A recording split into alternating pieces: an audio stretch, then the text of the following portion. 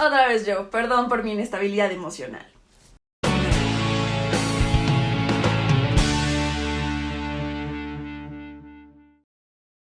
Bienvenidos de nuevo a Versarte, un espacio para hablar de poesía y poetas. Y hoy nos vamos a enfocar a estas personas que están comenzando en el mundo de la escritura creativa y siempre surgen estas dudas como ¿realmente estoy escribiendo poesía? ¿Mis poemas son buenos? ¿Cómo los puedo mejorar? Entonces hoy nos vamos a enfocar a ello. Si todavía no has escrito nada, te recomiendo que vayas a este video que te voy a dejar aquí arribita, donde te doy algunos tips para comenzar a escribir justamente poesía. Pero bueno, si tú ya tienes algunos de tus textos, vamos a ver cómo los puedes mejorar o corregir. Lo primero que tenemos que hacer en todo poema es averiguar si es redondo. Entonces pon un compás, haz un círculo y escribe alrededor de él. Es cierto. El hecho de que un texto sea redondo habla de la coherencia que tiene en cuanto a las ideas que ahí están plasmadas. Entonces, para descubrir si tu texto es redondo, lo que tienes que hacer es leerlo normal, de arriba hacia abajo, y luego de abajo hacia arriba, es decir, el último verso, el penúltimo verso, el antepenúltimo verso, hasta el primer verso. Y si tiene la misma coherencia, obviamente no el mismo sentido, pero si tiene coherencia es que es un texto redondo. El ejemplo que les quiero dar es del gran poeta Ángel González. Este poema se llama Esto no es nada y vamos a ver si realmente tiene esta característica de ser un poema redondo. Si tuviésemos la fuerza suficiente para apretar como es debido un trozo de madera, solo nos quedaría entre las manos un poco de tierra. Y si tuviésemos más fuerza todavía para presionar con toda la dureza esa tierra, solo nos quedaría entre las manos un poco de agua. Y si fuese posible aún oprimir el agua, ya no nos quedaría entre las manos nada. Ahora vamos a leerlo desde abajo. Nada, ya no nos quedaría nada entre las manos, oprimir el agua y si nos fuese posible aún. Entre las manos un poco de agua, esa tierra solo nos quedaría para presionar con toda la dureza, y si tuviésemos más fuerza todavía, un poco de tierra. Solo nos quedaría entre las manos para apretar como es debido un trozo de madera, si tuviésemos la fuerza suficiente. Y fíjense, aquí hay un tip dentro del tip. El primer y último verso son los más importantes del poema porque son los que nos dan entrada y salida en ambos sentidos. Entonces, en el caso de este poema, el primer verso es si tuviésemos la fuerza suficiente, que también obviamente funciona como una salida. Y el último verso solamente es nada, que también funcionaría perfecto para una introducción. Entonces ve a checar tus textos, fíjate si el primer y último verso realmente corresponden a la idea que quieres expresar en este poema. Y también, muy importante, léelo desde abajo. Si te das cuenta que algo no está checando, es donde tenemos que empezar a corregir. Si algo pierde por completo la sintaxis, pues quítale algunas palabras, a lo mejor algunos conectores que son los que muchas veces sobran. Y procura que de ambos lados también tenga un sentido estético, lo cual me lleva al segundo tip de esta ocasión. Y bueno, aquí mi recomendación tiene que ver con que todos tus textos deben estar en la computadora porque va a ser mucho más sencillo. Si tú generalmente escribes en alguna libreta o en hojas sueltas, por favor cópialos a un documento de Word porque va a ser mucho más sencillo. Bueno, ahora lo que tienes que hacer es copiar y pegar el documento mínimo 3 veces, mínimo. Entonces el primer documento se va a quedar intacto, tal cual como lo habías escrito, el original, como tú quieras llamarle.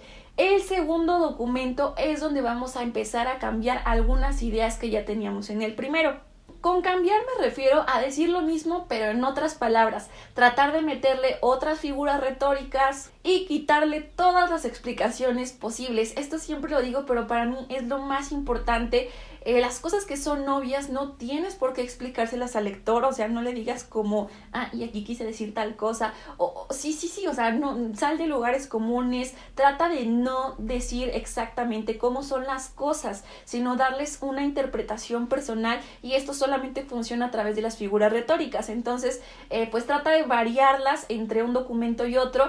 Bueno, ese va a ser el segundo. Luego el tercero, pues le cambias otra vez las cosas. El cuarto lo vuelves a cambiar y así vas a tener una serie de documentos hasta que llegues a una versión que te haya gustado. Y si no llegaste a ninguna y regresas al primero y te sigue gustando, adelante, quédate con ese. Es simplemente un ejercicio de autoevaluación, así que debes estar muy consciente de cada una de las cosas que están dentro del poema. Miren, les voy a dar un ejemplo con una estrofa que escribí hace tiempo y que dice así: si me voy, deja que me lleve las horas y ver escurrir los recuerdos, que mi palabra muere en el eco y mi voz se eleve al cielo. Lo que hice fue copiar y pegarlo y el segundo me quedó así. Si me voy, deja que el tiempo se vaya conmigo, que las nubes atesten los recuerdos, que se quede solo el eco y mi voz se hunda en el cielo. Entonces, si se dan cuenta, hice algunas variaciones en cuanto a figuras, pero no le quité el sentido a lo que yo quería decir. Por ejemplo, en el último verso, mi voz se eleve al cielo, nos da obviamente una alusión a la muerte. Elevar y cielo son clichés, son lugares comunes. Sin embargo, mi voz se hunde en el cielo es un poquito más poético, suena mejor porque no le estoy explicando al lector que me morí, simplemente que ya está la voz en el cielo, pues esto hace alusión a la llegada y no necesariamente al camino, ¿no?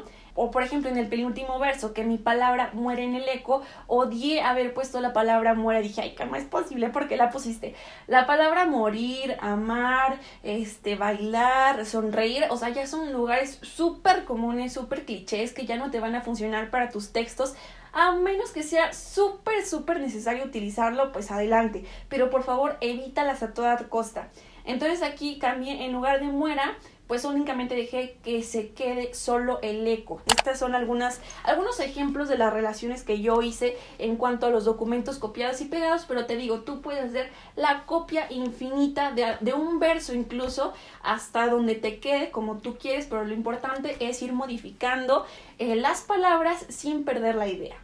El tercer tip, y quizá el más importante de todos los géneros literarios, es que debes dejar madurar el texto y dejarte madurar a ti. ¿Cómo lo vas a hacer? Bueno, una vez que hayas descubierto que tu poema es redondo, que ya hiciste varios documentos y ya te convenció uno en especial, bueno, pues ese lo guardas como el nuevo original, ¿no? Y lo dejas mínimo un mes, sin leer, sin pensarlo, sin nada. Olvídate de que existe. Muchas veces no tenemos personas que nos ayuden a leer los textos para darnos sugerencias o corregirlos, entonces un mes después nosotros somos una persona nueva y vas a tener la oportunidad de volver a corregirlo pero con otra mirada, siendo otra persona. Obviamente vas a encontrar palabras que sobran, signos de puntuación mal colocados, a lo mejor un ritmo que ni siquiera tiene sentido y lo más importante, muchas de las frases, de los versos, de las estrofas no van a tener sentido y no te asustes, es completamente normal, porque uno cuando escribe piensa que todo está bien y que todo está claro, porque claro, tú eres el que lo está pensando, pero cuando alguien más lo lee es muy difícil que cache la idea justo que tú querías dar, entonces cuando lo vuelvas a leer pues vas a encontrar todas estas frases que no tienen sentido y podrás volver a corregirlas y así dejarla otro mes y hasta las veces que sean necesarias. ¿Y cómo vas a hacer esto? A través de nuestro tip número 4, que es la lectura en voz alta, lo mejor que le ha pasado a la lectura, porque aquí nos damos cuenta de cómo son los errores. A veces cuando estamos leyendo en nuestra mente no distinguimos muy bien las palabras que se repiten, los signos de puntuación que faltan, porque no tenemos en cuenta nuestra respiración. Sin embargo, cuando lo lees en voz alta descubres cuáles son los momentos en los que tienes que hacer pausas y el ritmo que va cobrando de acuerdo con nuestra voz. Recuerden que el ritmo es lo más importante para un poema, no tanto la rima, sino el ritmo. En esta lectura en voz alta vamos a limpiar el poema de palabras y signos que solamente nos están estorbando y que no aportan mucho al texto. Aquí les voy a dar un ejemplo de igual una estrofa que escribí hace un tiempo y dice así: falacias, las cuerdas vocales al aire, los viernes por la noche, muchos planes inconcretos y mis noches de desvelo. Espero que hayan podido encontrar cómo hay una palabra que rompe un poquito con el ritmo de estos versos, que es la palabra muchos en planes inconcretos. Entonces lo que yo hice una vez que lo leí en voz alta, y bueno, lo sigo trabajando muchísimo, es cambiar el muchos por únicamente los, porque si se dan cuenta, muchos planes inconcretos son palabras largas, palabras de más de 5 letras y ya es demasiado para un solo verso. Si se dan cuenta, los demás tienen palabras chiquitas y palabras largas, pero no todas tan largas. Entonces aquí pues lo que hice fue cambiar los viernes por la tarde, los planes inconcretos y mis noches de desvelo. Si se dan cuenta, tiene un poquito más de armonía y el verso pierde como este tropiezo que tenía al inicio, en el que hasta nosotros mismos nos cuesta porque ya vamos en una misma sintonía. Creo que leer poesía siempre es un acto muy intuitivo porque tiene que ver con las cosas que hemos leído, que conocemos y nuestra forma de hablar, porque la respiración del ser humano, como ya les he dicho en otros videos, tiene un mismo ritmo, entonces ir leyendo las palabras a ese ritmo, pues inmediatamente le da la musicalidad que estamos buscando en ese placer estético que nos brinda el género literario. Así que bueno, espero que puedan aplicar estos tips a los poemas que ya tienen. Si tienen cualquier duda pueden dejarla aquí abajito en los comentarios y también compartirnos algunos de sus versos para que los podamos leer todos y apoyarnos entre lectores y entre nuevos escritores. Les agradezco mucho quedarse hasta el final del video y nosotros nos vemos en la próxima. Oye, ¿todavía no te has suscrito al canal? Pica la ilustración del lado derecho de tu pantalla para hacerlo y quizá algún día te cuente mi chiste del perro. Del lado izquierdo también te dejo una recomendación de un video que seguramente te va a gustar. Besitos.